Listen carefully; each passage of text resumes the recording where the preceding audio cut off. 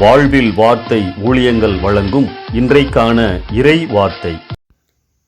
நம் ஆண்டவர் இயேசு கிறிஸ்துவின் இணையற்ற நாமத்தில் மகிழ்ச்சியோடு உங்களை வாழ்த்துகிறேன். வேதத்தில் உள்ள அருமையான ஒரு வசனத்தை உங்களுக்கு நினைவுபடுத்த விரும்புகிறேன்.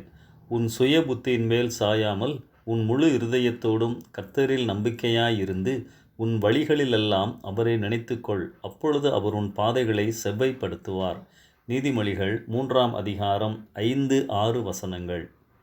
அன்பானவர்களே, கர்த்தருடைய பிள்ளைகளாகிய நாம் நம் ஆண்டவரின் விருப்பப்படி நம் வாழ்வின் எல்லா நிலைகளிலும் சூழ்நிலைகளிலும் வாழ நடக்க அழைக்கப்பட்டிருக்கின்றோம். ஏன் நாம் சுய புத்தியின்படி நடக்கக்கூடாது?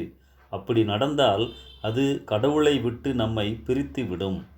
லூக்கா 15ஆம் அதிகாரத்தில் வரும் இளைய குமாரன் ஓமையிலே ஆரம்பத்திலே ஒரு உண்மையை நாம் அறிந்து கொள்ள முடியும். தகப்பனின் ஐக்கியத்தை விட்டு தன் இஷ்டப்படி அவன் வாழ ஆரம்பித்த போதுதான் பாவம் அவனை ஆளுகை செய்ய ஆரம்பித்தது.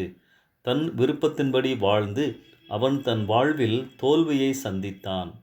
அன்பானவர்களே, நம் இஷ்டப்படி வாழ நினைக்கும்போது பாவத்தின் பாதையில் நாம் நடக்க ஆரம்பித்து விடுகிறோம். நம் பாதைகள் செவ்வையாக செம்மையாக அமைய கடவுள் நம்மை நடத்த நம்மை அவரிடத்திலே அர்ப்பணிக்க வேண்டும். அவருடைய வார்த்தைகள் என்ன சொல்லுகிறதோ அதன்படி நாம் வாழும் பொழுது நம் பாதைகளில் கடவுளின் பிரசன்னமும் ஆசீர்வாதமும் பாதுகாப்பும் இருக்கும். சுயசித்தம், நான் யாருக்கும் அடிமையாக இருக்க விரும்பவில்லை, என் இஷ்டப்படி வாழ்வேன் என்று சொல்லும். சுயசித்தம் கடவுளை விட்டு நம்மை பிரிக்கும், தூரமாக்கும். சுயசித்தம் தோல்வியை தரும்.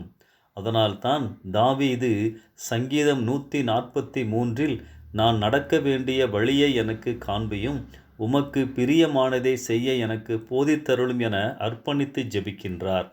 அன்பானவர்களே, நம் விருப்பங்களை ஆண்டவரிடத்திலே சொல்லுவோம்.